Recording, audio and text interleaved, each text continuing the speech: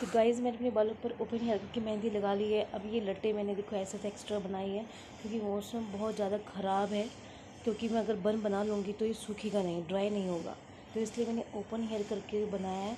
कम से कम 1 घंटे में ये पूरे सूख जाएंगे, ड्राई हो जाएंगे और आफ्टर वॉश मेरे हेयर बहुत ही ज़्यादा शाइनर होंगे।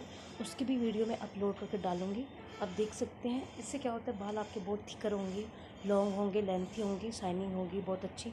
और इसमें बहुत सारी चीज़ें मैंने मिक्स कर रखी है। आफ्टर वॉशिंग मैं आपको इसका रिजल्ट दिखाऊंगी। फिलहाल आप मेरे बाल देखिए रहे हो किस तरह से ओपन हेयर करके मेहंदी लगाई है। और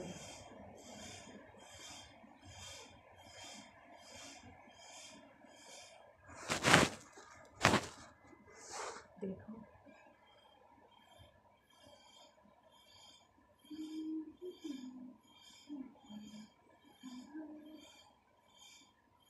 बिल्कुल बतासी लग रही है मेरे बाल। Okay, thank you for watching.